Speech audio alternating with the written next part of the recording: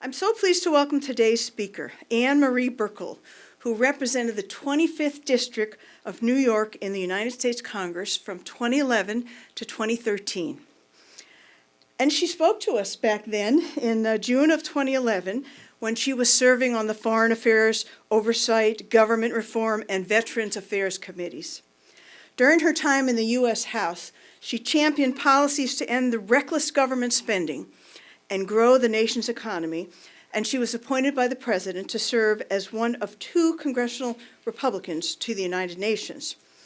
After serving in the U.S. House of Representatives, in 2013, she was appointed by the President and confirmed by the Senate as a commissioner at the U.S. Consumer Product Safety Commission, where she currently serves. She was born and raised in Auburn, New York, after her grandparents immigrated to the United States from Italy.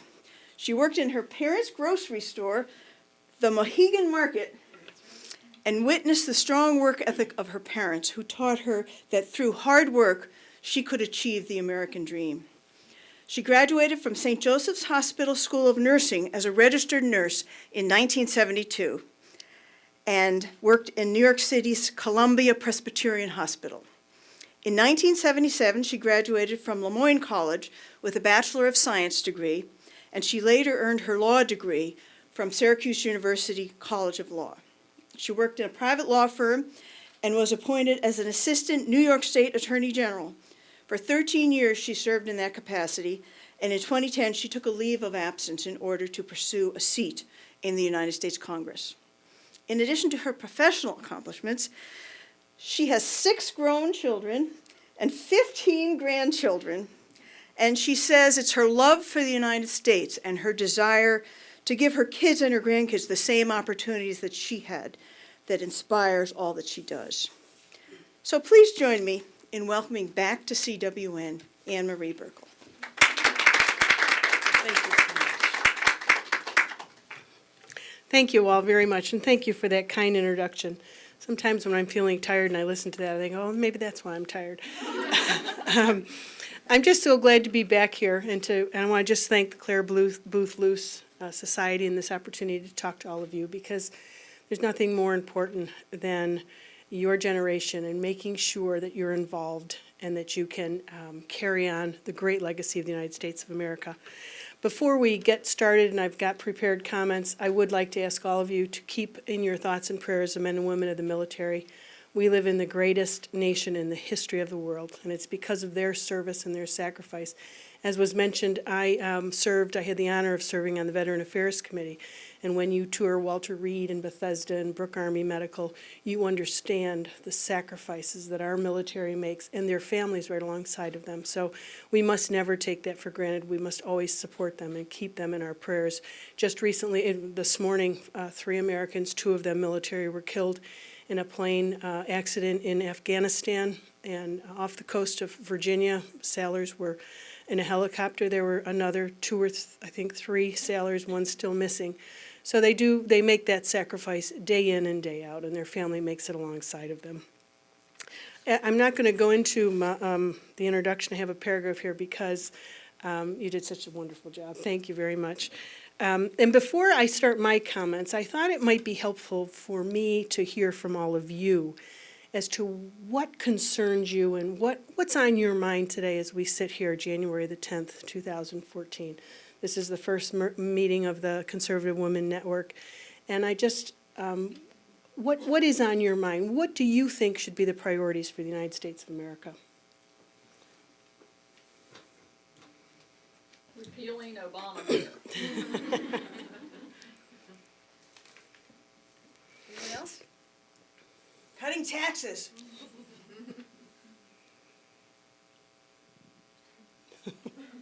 Anything else? Standing strong on the key social issues, life, etc. And I'm delighted to see one of my former staffers here who now works in the pro-life movement, and Christy O'Brien, thank you for coming. It's so great to see you. Well, and I think probably what was echoed up here in terms of the Affordable Care Act, jobs in the economy, cutting taxes, keeping spending down, those are the things that most Americans, certainly those of us who are paying attention, are concerned about. And we'll get into some of that in just a minute. you know, you come and you hear people talk, and you walk away and you think, "Ah, what did that person just say?" And so before I get into my comments, I just want to leave you with two thoughts that if you don't remember anything else about today, remember these two things. Number one, be grateful that you are fortunate enough to live in the greatest nation in the history of the world, that you are an American citizen and that you live in the United States of America. We sometimes take that for granted, and we must never forget that. And the other really important thing I want you all to remember is that you can be or do anything that you are willing to work hard for and set your mind to. And if you are willing to pick yourself up after you have failed, and you pick yourself up and you start all over again, you can do it. And I hold myself up as a perfect example. You know, I went to a Catholic high school in a small town called Auburn, New York, and when you went and you met with Sister of St. Joseph, she was the guidance counselor, and she gave you like 3 options. And one of them, of course, was to go into the convent, and that was choice number 1. And then, you know, back then you became a nurse or a teacher or a homemaker. Those were the choices. No one ever said to me, you can run and be the first woman to sit in this seat and represent your district in Congress. So it isn't easy, and I don't want to let you think it's easy. But what I do want to say to you is you can do it, and don't be deterred. And when I, in 2009, left my job and I started telling people I was interested in running for Congress, my background had been in health, and I was really concerned about the Affordable Care Act, they rolled their eyes at me. A lot of them rolled their eyes at me. And you just, if you believe in it and you want to do it, you really need to be undeterred, and don't let the media or anyone else discourage you from doing what God has given you the ability to do. And I think that's a very important component about that, is to make sure you're praying for direction in your life and knowing what it is your calling is. And we all have different talents. We all bring different talents to the table. So those two things, if you don't remember anything else about this morning or this afternoon, please keep those in mind. Okay, let's get started. Today I want to talk to you all about conservatism. And I kind of broke it down into 3 separate buckets that we'll talk about. The first thing I want to talk about are some very fundamental issues within conservatism and within promoting our principles of conservatism. Secondly, I want to talk to you about the obstacles that we find and we encounter as we pursue our core principles. And thirdly, I want to talk to you about some opportunities that I see we need to, the Republicans and the conservatives need to really grasp onto these opportunities, because I think there are ways for us to hopefully take back the White House, take back the Senate, and remain in control of the House. I think that for the sake of our nation and generations to come, that really should be the goal of our party and our conservative movement. So let's start with what is pretty obvious and some basic facts. Number 1, 2012 was a bad year for Republicans and conservatives. And really, we have got to make some changes if we're going to move forward and be successful in promoting our conservative causes and beliefs. Number 2, there are many people in this country who believe that if we compromise, if we move to the center, if we somehow give up our core beliefs, that then we will attract more people and we will win elections. And I guess I'm here to tell you all I don't agree with that. I think that the key to getting more people involved and getting more people interested in the Republican Party and into the conservative movement is to stay firm and to let the American people know that we stand for something and we believe in something. And I don't want you to confuse that with perhaps thinking, though, that means we're intractable, we won't compromise, we won't consider all these other options. And I'll get into it a little bit later. But I think we've got to learn as conservatives and Republicans to look at issues not as to, really, I should say, from a 360-degree angle. We look at the entire issue. We look at it, first and foremost, not whether it's a Republican or Democratic issue, but whether it's working or not. And what we're seeing in our nation today is that these liberal, progressive ideas aren't working. And so our key is to show the American people what does work, and we'll get into that a little bit later. But I just want to reiterate, I do not believe that compromising what is so important to us, what is really the core of, I believe, the United States of America, and the way we connect, the essence of how we connect to the American people, We can't compromise that. That's not going to win us elections. The third thing I want to talk about in terms of very basic and obvious thoughts is that conservatism is hard. It's a hard message to articulate. It's a hard, when we encounter a problem, when we look at the healthcare, and we all identified that there was a problem with healthcare in this country, our liberal friends turn to the government for answers. They look to appropriate money and solve the problem with the bureaucracy. But conservatives don't do that. Conservatives believe that the answers and the solutions to these monumental problems in this country lie with the American people. But that's a more difficult road to take because it requires getting people involved, selling what you want to do to those people, getting the money from the private sector and getting people on board so that they will espouse and understand these critical issues. And so it's really easier just to turn to the Congress or to turn to the Senate and say, okay, what law are we going to pass? And prime example is the Affordable Care Act. That's how we're going to resolve resolve the health care issues in this country. And, it's not working. I don't have to tell you all that.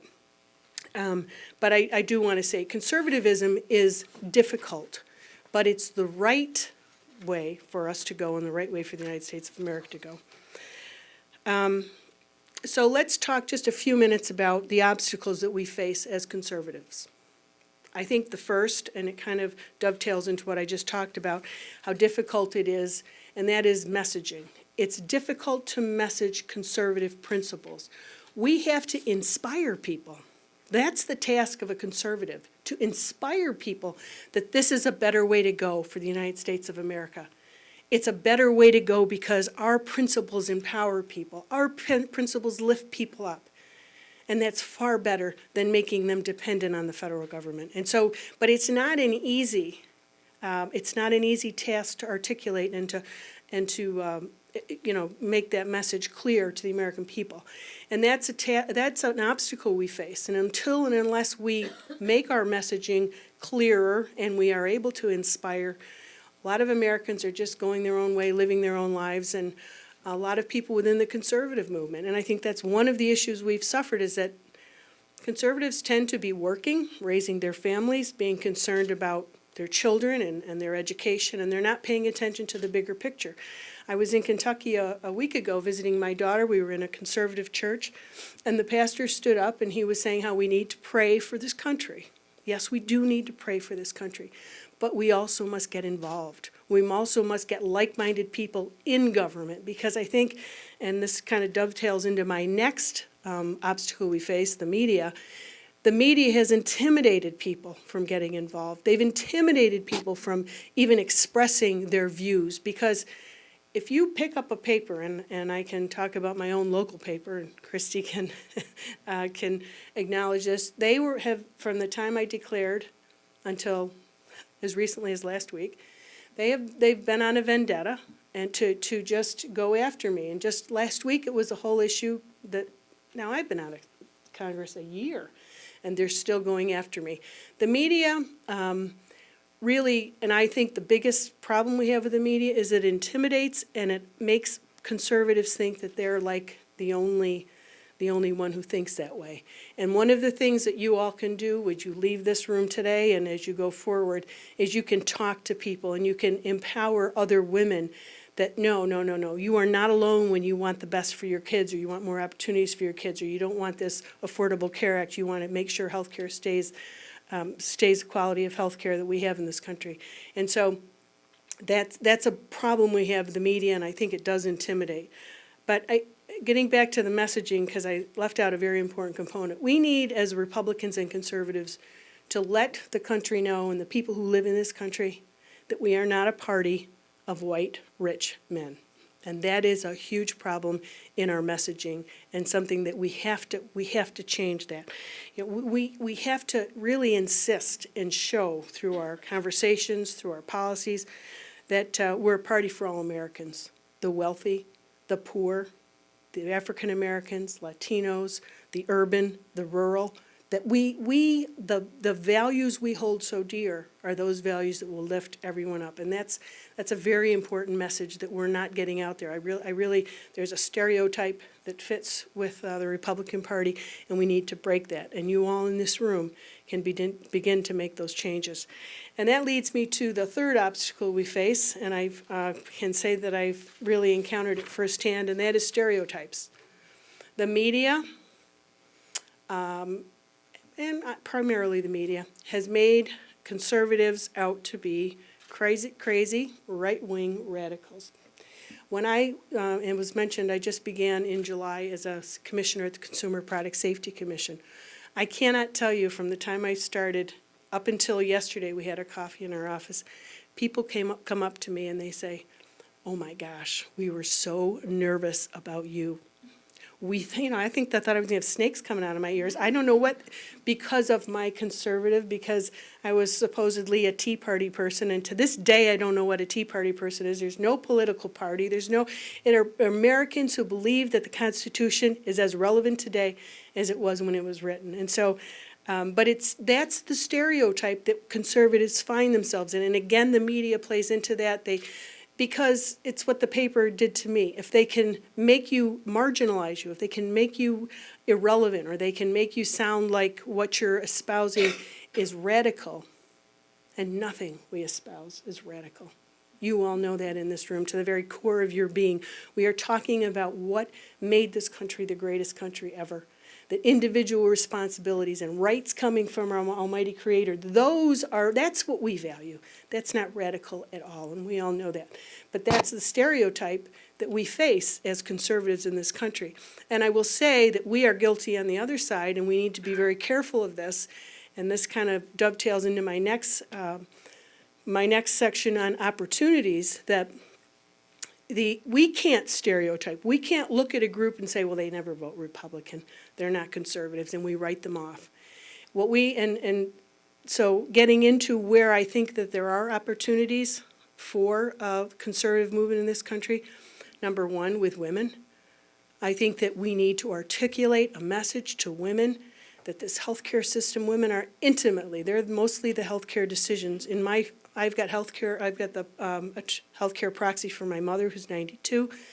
I'm getting ready to go to Texas. One of my daughters is having a baby. We are intimately involved in healthcare. So this whole rollout may enlighten some women that the Affordable Care Act is not a good way to go. Education. Women are very interested in education. So we've got to articulate a message to women that there is a place for you in this Republican Party, that what we care about, you care about. And we're not doing a very good job of that. You know, the whole, and part of attracting women to our conservative movement is the hypocrisy on the other side. Now, feature this. When I ran in 2010, I had now picketing my campaign office. Now, I am a mother of 6. I went to law school when I was 40. I should be the poster child for now, right? You know, and Christy knows that we were vilified by women's groups because we didn't go lock and step with the life issue. That's the only thing that I can conclude. And liberal policies in general, government running more, you know. But the hypocrisy of the women's movement, you know, when I was defeated in 2012, the liberal groups targeted women. Mary Bono Mack, Judy Biggert, Nan Hayworth, myself. They defeated us. From the time I was elected in January of 2011 until my defeat, I was targeted. And you say, well, wait a minute, this doesn't make sense. And so it's going to be up to us to expose the hypocrisy of women's groups in this country. And that is the conservatives who truly care about women and advancing their cause. And that we are we have far more depth than our solely. And what we hear is our reproductive rights. There's so much more to women. And that whole initiative and the way they've really co-opted the women's vote is based on that. And it's going to be up to us to show women we are far more than that. We have far more depth than that. And we're concerned about our kids getting jobs when they go to college, about a strong economy, that's pandering, and it's an insult to women, and we should take it as such. I left my stereotypes and I went into the cracks, and where are there cracks, and where can we infiltrate? And I think women is one. I think teachers, historically, teachers' unions are always, they vote Democratic. Rather than looking to the union leaders, I think we need to get to the teachers. There are so many teachers, and we talked to a lot of them during the last campaign, who are so disenchanted and so upset with core curriculum, with Race to the Top, with No Child Left Behind.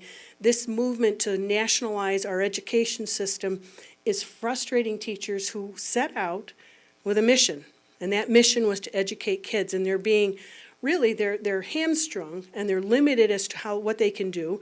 I see the USDA just reversed their whole ruling on food and what kids can eat. But the teachers, I think, is a very fertile ground because they're so frustrated with this federalization of education, and they really believe that the education decision should be left to the state and the local governments.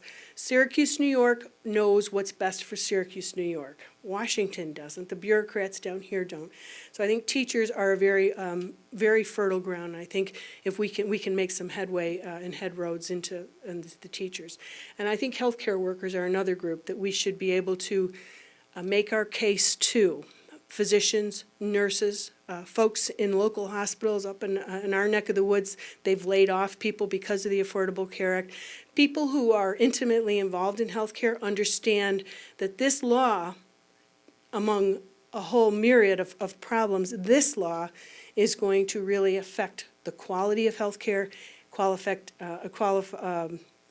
affect the ability to access physicians and health care. And it really is not what we needed in this country. So I think healthcare workers are another area that we should be able to get our message to. And again, that message is a conservative message, but it's also a message about what works. This past week, we celebrated the 50th anniversary of the War on Poverty. Thank you, LBJ. $20.7 trillion have been spent on the War on Poverty. And where are we? We are at the same percentage of Americans at or below the federal poverty guidelines. So these policies don't work. Don't make it a Republican or a Democratic issue. They don't work. You've got this Affordable Care Act. You've got education. You've got the war on poverty. Are we saying, and this is where the message gets tricky and it gets challenging, we're not saying we don't care about the poor. We're saying the way to lift the people out of poverty is to give them opportunities. And all of this war on poverty and all of these handouts do not do that. They keep people down. They make them dependent on the government. And that is not the United States of America, and that's not the right way to go for this country. We talked about my grandparents. They all came here as teenagers from Italy. They never spoke English. And my parents were so determined that we were going to have opportunities that they didn't have. My father worked, he was an insurance salesman, we had a grocery store, he had roller skating rinks. He'd work 18 to 20 hours a day. And to take a nickel from the government, that was a complete disgrace. You would never even consider that as an option. You just go out and work harder. Now, somewhere in between, there is, and especially with the economy the way it is, and that's another thing that's not working. Look at today, the unemployment number came out, dropped to 6.7. Only 74,000 new jobs were created this past month in this country. That's the lowest in 3 years. We are not on a path to economic recovery because these policies don't work. And as we sell our conservatism, that's the approach we got to take. We do care about people, but we care about people so much that we respect their innate abilities. We want to give them a chance. We want to lift them up. We don't want to keep them down. We don't want to keep them subservient to government. Let me mention that. So, in conclusion, and I think we'll have time for questions, yes. Will we? Okay. I want to encourage all of you that conservatism is nothing to be ashamed of. You should be proud of the principles and the core beliefs that you have. It is really something that we really need to embrace it and not run away from conservatism, because the conservative policies really offer more to people. They are what this country was intended to be. And so we need to be proud of them and continue to really educate and message so that we can get more Americans involved. In doing so, we will not only win elections, but we will change our country for the better. We will ensure that our children and our grandchildren have access to all the opportunities that we had, that we will achieve the true American dream of ensuring that we hand off to the next generation a better United States of America. And you know, that has been historically really the hallmark of this country, something that is unique to the United States of America, and that is each generation hands off a better United States of America. And right now, we're not going to do that to this next generation. It's so unfair that's what being done to you. The debt of this nation is something that will be on the backs of generation after generation. It's why we need to get back to our fiscal responsibility and our roots of not spending more money than we take in as a government. The country has been doing this for 3 decades now. And the debt has just, that we're giving to the next generation is unconscionable. And it really is something that my generation is really responsible for. And really we need to make sure that we change policies so that we don't do that to the next generation. Again, excuse me, I want to say to all of you that this is not easy. It is a very steep hill that we have to climb. Our current leaders need to be resilient. We need them to continue to fight for the values we hold dear. It is they and they who they serve that who share their principles that will lead us into a new chapter of conservatism.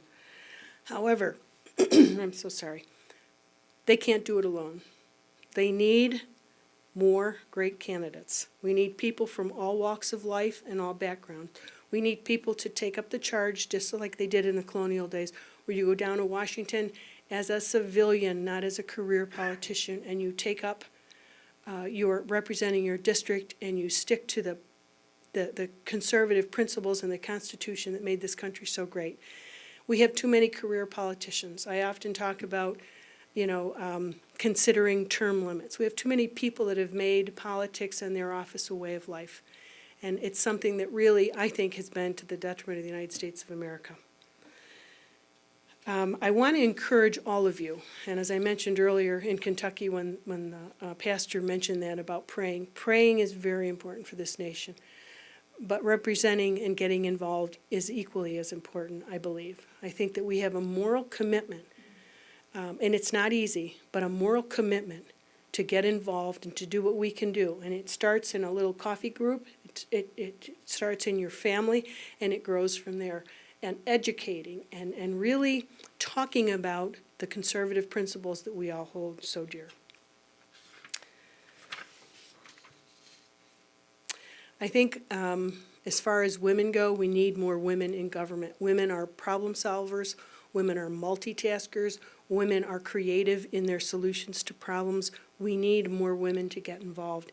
And so any way we can do that, certainly this type of a forum encourages you all and hopefully inspires you. And I think that's something the conservative movement needs to do more of, really inspire women to get involved and to give them the support they need so that they are not fearful and they are not concerned with the backlash that they may feel from the media or from their liberal counterparts. Some races we will win at the polls and others we will not. But every time you have a conversation with anyone, anytime you espouse the conservative values and you make the case for conservative principles, we win. And we can't look at wins or losses. We have to look at advancing our cause. And because you know why? It's not about you and it's not about me. It is about the United States of America. And this nation right now, and it's why I ran in 2010 and we had 87 freshmen and the whole conservative movement was so vocal. We're headed in the wrong direction. So many things are not working right now. Our foreign policy, our economic policy, our healthcare policy, our education policy. And unless and until we get conservatives in office, and I would strongly encourage women to get involved, we will not change that. And that's the reality of where we're at in this country. I'll just finish where I began, and that is that we have a steep mountain to climb, and we have a lot of challenges ahead of us. But by embracing our conservatism, standing up for and not running away from, sharing our message with all Americans, we will lead this great nation into a brighter, better future for our kids and for our grandkids. God bless you all. Thanks for coming today, and may God bless the greatest nation ever, the United States of America. Thank you so much. Any questions? Oh, sure. She does inspire us, doesn't she? She's wonderful. I'm so glad you're here, you're fighting the fight in Washington, and I don't want you to be a career politician, but I hope someday you go back there. You had 2 years, okay? Believe me, You learned believe me, a lot. it's crossed my mind. Oh, good, good, good. Okay, well, we have a couple ladies here. Oh, Laurel Conrad, she goes to Cornell. That's up not too very far nice from to you. meet you. She's an intern. She comes back and helps at Christmas time. She's heading back to school tomorrow. And Jeannie O'Connor's got the other mic. Jeannie's administrative director. She's been with the Institute how many years? 13 years. This is what you want on your resume, young ladies. You want to stay places if you can, as long as possible, because you become so valuable, don't you? Yeah. When you've done a job for 13 years. The institutional knowledge, that's yes, right. Yes. Okay, so shall I let you call on people? And if you wouldn't mind giving your name, wait for the mic because C-SPAN is recording this, and your affiliation if you have one. And, oh, here's a question right here.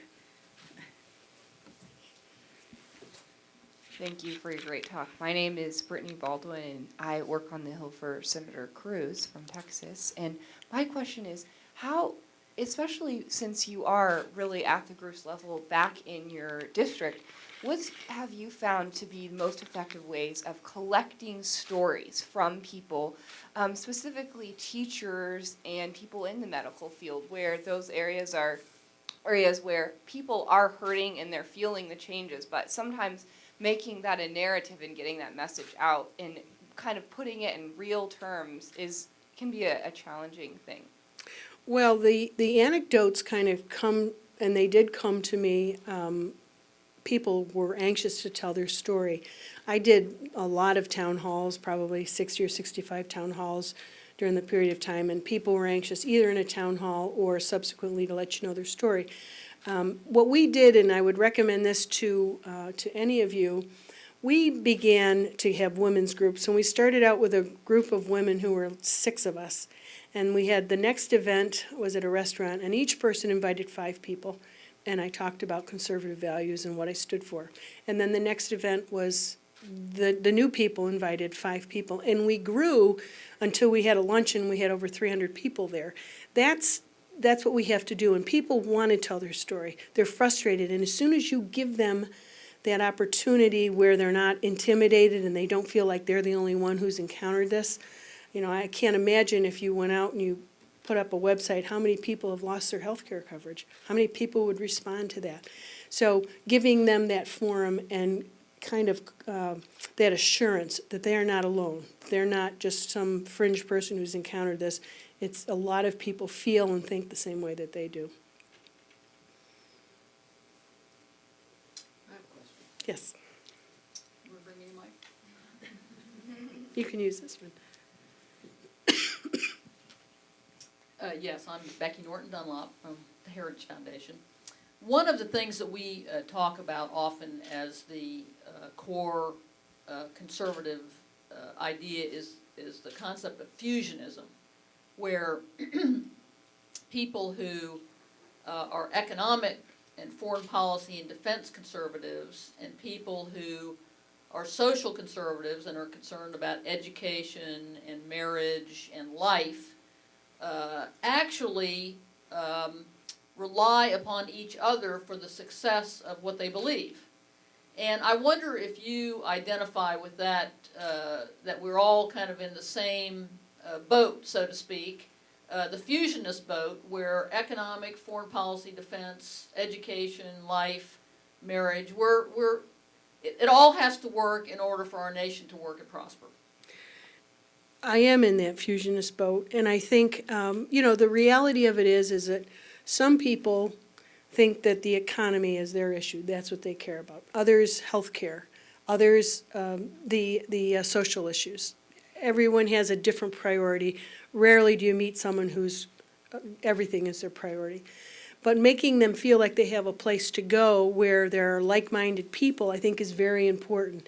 And if their issue is the economy, you know, that's an easy one. You let them come in and you give them a place where they can, you know, they can feel like they have support as well. You know, I think where it becomes difficult, quite honestly, is some folks just are, you know, unless you think exactly like they do, then it becomes a problem. And, you know, you can, I think, give people a comfortable place to go, a safe place to go without agreeing and without compromising your values. But it goes back to the stereotypes. It goes back to really appreciating and understanding and respecting people for where they are at. And oftentimes it's a question of education and enlightening them on the issues, but not judging them because they don't think exactly like you. But allow them to see where you're coming from and continue to educate them and not to judge them. And that goes back, as I mentioned, to the stereotypes where oh, that person, they don't think like I do, they're hopeless.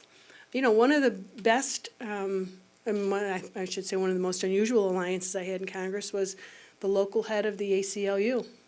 There were certain issues that we really found common ground on, and certainly the NSA issue has come to light since that time.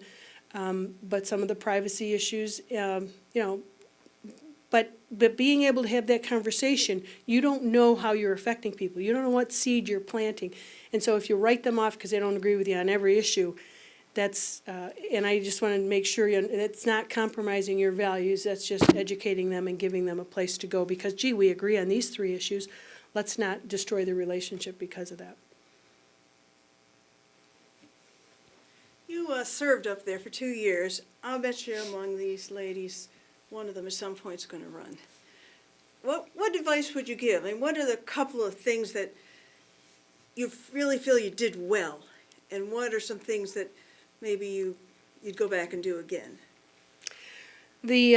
What I thought we really did well, and Caitlin's in the back and Christy, was we made serving our district and the people I represented our #1 priority.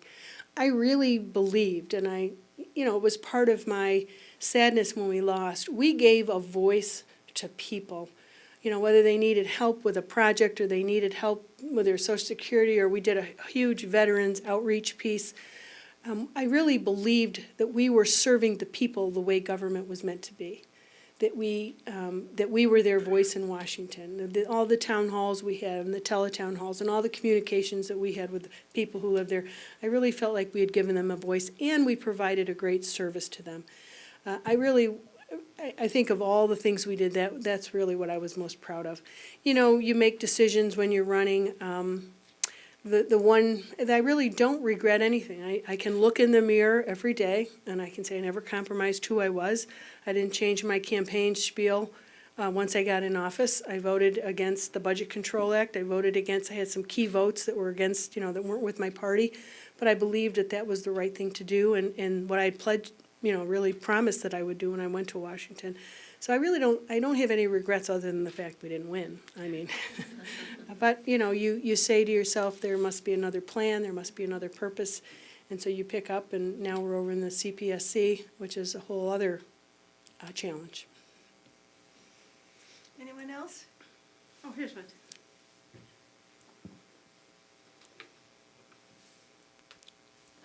Vanessa Kermick, CIT Group. As a conservative woman, it's been tough to find a mentor, going through my career. Did you have someone that you would call a mentor? And do you have any advice in that same vein? That's a great question. I really didn't. My father was my mentor in that he inspired me with a work ethic. And he would just face problems. He would stare them down and figure out a way through problems and pick himself up. So he really was my inspiration. Mentors are difficult, and maybe that's something that we can talk about providing direction and resources to women. And there are some groups down here, and certainly, some of my friends that are still members of the House, to do that, to provide direction and support. Because if oftentimes, again, it's intimidating when you feel like, if you're in a law firm, I had a dear friend who is actually a partner in the law firm. She's a conservative woman, and she's been in practice a long time. She was a trailblazer for women, very conservative, very, pro-life. And you wonder where she got the toughness to do that. I mean, she just did it on her own, because the media isn't going to make you feel like, warm and fuzzy and you're great because you're conservative. You fight against the odds. And then, quite honestly, women in a law firm or in politics, it's a male-dominated profession. And that's the reality of it. And it's turning a little bit, but I think the more women, the more young women who get involved, who are very clear in their purpose and they want to articulate their view, and then women, Marsha Blackburn, Diane Black, they're just women who are so competent that, it becomes a non-issue. But to actually get into, whether it's practicing law or, I think healthcare is better, but politics it's a tough venue, and women do need mentors to help guide them through the system, and one that sometimes is not. I know my own race was a little bit hostile to women. No one had ever run for that seat. It was held by a Republican for 20 years, and there was another fellow involved who had money, and I didn't. And he was the favored, and I had to, I got the nomination ultimately. But those are the kinds of things, I have to tell you, I have a character flaw. As soon as someone tells me I can't do it, or you won't do it, this little thing goes off in my head that says, okay, now I got to do it. And, it was like law school when I was 40, it's just, you can't go to law school with 6 kids, and, So I don't want to push that character flaw on you, but it's in my situation, I just kept plowing forward. But mentoring and having that support, I think, is a wonderful goal, and we really should do more of it. All right, well, I don't think it's a character flaw, I think it's a character strength. And I want to thank you on behalf of everyone here and the millions of people watching on C-SPAN. What a good talk. Thank you I very feel much. ready to go out and fight some more. And We need you all. We need you very much to be involved one way, shape, or form. we have a couple of gifts for you. Nice. A couple years ago, Anne Marie was in our Great American Conservative Woman calendar. So I want to give you our wonderful. 2014 calendar. Thank you It's available very on our much. website, cblpi.org. Also, I know you got one of these before, but this is a new version of our limited edition coffee mug with Mrs. Luce's famous saying, No good Deed goes unpunished. "No good deed goes unpunished." Wonderful. Thank And then, you. of course, a tote bag. Every lady needs a Clare Boothe Luce tote bag.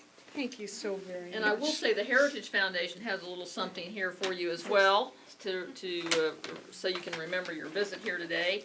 I mentioned fusionism, and Frank Meyer, who's a fellow New Yorker, wrote this great book, In Defense of Freedom, which is a classic. I hope you haven't gone entirely to ebooks, and you still have a few of these on your bookshelf. But we hope you enjoy that, and maybe you'll get some inspiring thoughts from that as well. Thank you very much. Thank you so much. Thank you for having me. Great to have you here today, Thank you and so very much. thanks for your service. Thank you all very CPSC. much.